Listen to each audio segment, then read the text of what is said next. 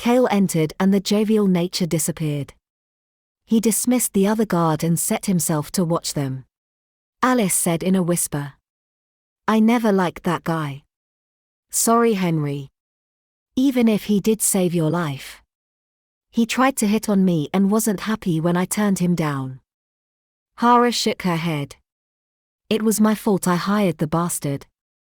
But I started this, by taking Gideon from the Roshbarkers in the first place. Yeah, it is your fault.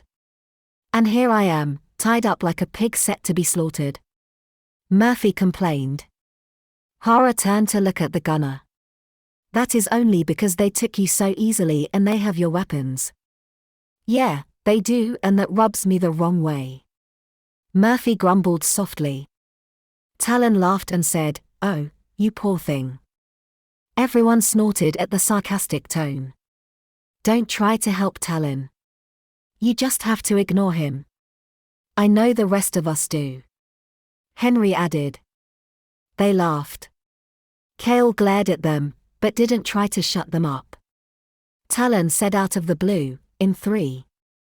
Finally. Hara was wondering when he would be free so they could make a move. 1, 2, 3. She stated. The two of them burst to their feet. Talon dived for a weapon while she went for Cale. He was shocked by the sudden movement. He tried to bring his gun up, but in his rush, he got tangled in the holster. Hara slammed her palm into his face. He pulled back, reducing the effectiveness of the blow. She pushed forward and threw her elbow forward, hoping to hit him when he moved forward again. Cale tried to punch her, but she moved her arm to block the blow. He was surprised enough by her move that she was able to hit him squarely in his jaw with her other hand. His eyes rolled up in his head and he crumpled. Talon came up to her side and she stepped around Cale and said, "I'm going for Gideon." She could trust Talon to take care of the others now that Talon was armed. She didn't slow down. Besides, Angel had freed the others as well and they were quickly moving to take the ship back. Once Hara was past Cale, she ran down the hall to her room. She grabbed her glider and headed for the side of the ship, away from the ladder. She hoped she could get to the ground without the Roshbarkers knowing. She strapped on her glider. She stopped for a moment as Angel hopped up on the railing. Hara asked, "You want to come along?" Angel trilled. She had certainly been a help before. Hara offered an arm and Angel slithered up. Together, they then jumped off the side of the blazing blunderbuss. Hara snapped open her wings at the last second in the hope of going unseen. The landing was rough, but she was down. She looked over her shoulder to see if anyone had seen her. Angel clicked her teeth together but didn't make any more noise. The guards were playing cards and laughing over something oblivious to her escape so they wouldn't have heard her anyway. Or their landing. Angel tightened her claws on her shoulder, but kept silent. The Roshbarkers probably thought they were safe because they were in the heart of their own territory in a hamlet which was filled with Roshbarkers. She snapped her glider back into its case and ducked behind some buildings. Angel clicked her metal tongue at the whole thing. Hara had no idea where they had taken Gideon, but if they had a weapon which could take down a dragon, it would have to be massive. This small hamlet really didn't have many buildings which could accommodate a large weapon. She headed towards the large barn set to the side of the hamlet. She had seen a clear view of half the hamlet when she had come over the edge of the blazing blunderbuss. The barn had been the largest building she had seen.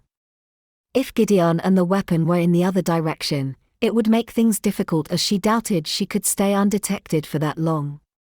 There were plenty of Roshbarkers wandering around so Hara moved slowly from cover to cover. She hoped they didn't discover the others were all free until much later. An explosion behind her made her duck to avoid any shrapnel. That was one of the blazing blunderbuss guns. Angel trilled in concern and Hara reached up to stroke the damaged wing and reassure her. Gideon had to be all right. But the hope that they could stay undiscovered until she released Gideon was out the window now. The explosion did have the bonus that now all the Rushbarkers wandering around rushed towards the airship. She would skin Talon if he let them destroy her ship. She couldn't worry about that now as she had a troublesome dragon to find. Hara waited for the revolutionaries to run past before she approached the barn. She should have picked up a gun, she realized, as the only weapon she had been her wits and Angel. She didn't go for the front door, but rather one of the side doors. Definitely not a farming building anymore, as this had a large ramp up to it made from slates of metal, which would be completely impractical for animals.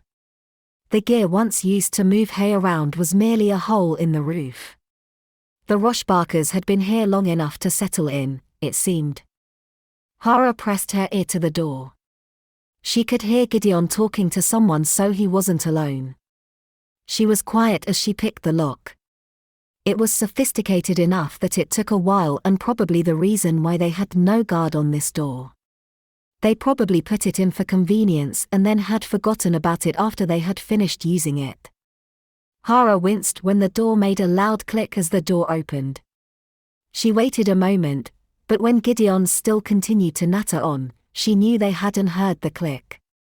She opened the door slowly, with Angel leaning forward so she could see into the barn first. Inside there was a large crossbow-like thing. The arms of the bow structure stood on the mobile base, and they were massive. Taking up most of the barn with the large span, Gideon was on top of it, on what seemed like a compact steam engine, which she assumed wound the whole contraption up to shoot. Gideon was talking to Nikolai, who was watching him work. The leader of the Rushbarkers was alone. Thank goodness for small mercies. He also didn't seem at all fazed by the yelling and explosions from outside. Nikolai was completely focused on Gideon. Hara picked up a wrench left by a lazy worker and snuck up nearer to Nikolai. Angel jumped off her shoulder and landed on the ground clumsily. Hara would have to fix her wing before she could glide properly. She scuttled off, but Hara wasn't concerned. Angel had already proven that she could look after herself. Nikolai was standing too far away from anything for her to sneak up completely to him without him noticing her. And she still had her glider on her back, which didn't make her the best at sneaking in. Angel had somehow managed to get up on the machine and trilled at Gideon. Nikolai looked towards the machine, giving her the distraction she needed to move. She swung the wrench as she ran. Nikolai must have seen the movement as he turned towards her at the last second. The momentum of her swing forced past his raised arm, and she managed to knock him back. She swung again. This time there was a crack and Nikolai grunted in pain. He reached out with his other hand and grabbed her arm. She had expected this, and instead of fighting, she stepped in closer and with her other hand, she jabbed him in his throat. He let her go in pain, and this time she brought the wrench down on his head and stumbled the rest of the way to the ground. Unconscious most likely, but she had panicked and she might have hit him too hard. Hara turned to Gideon, who was working feverishly. She frowned, but didn't question it. She climbed up the contraption and said, "We need to get out of here," and offered her arm to Angel, who quickly scrambled up and wrapped itself around her neck. Gideon finished what he was doing and said, "I'd say this place is going to blow in about 26 seconds. That was when she realized he had set the boiler on the machine to overheat and blow. The needle on the pressure gauge was building up too fast. She swore. Gideon put his hands out and she undid the bands without having to be asked. He threw them away. She hadn't taken into account that he would be increasing his mass when he became a dragon. Hara scrambled off the machine as light filled the barn. A large claw caught her as she stumbled off the edge when she had gone too far, blinded by the light. Angel twittered angrily at the sudden movement. Hara opened her eyes and saw through the white spots floating in her eyes that Gideon had changed completely into his gold dragon self. He had her curled up against his chest as he pushed away from the ground and through the roof of the barn. Wood splintered around them and was soon followed by a massive explosion which took out the rest of the barn. They were already gaining altitude. Hara managed to tug down her goggles so she could see without her eyeballs being blasted. She looked around for the blazing blunderbuss and swore when she saw it wasn't where she had left it. The ship was limping away from the hamlet. Gideon changed his course and headed for the airship. He grabbed onto the ship and it tipped with his weight. He placed her on the deck. Light filled her vision and she turned her head away as he changed.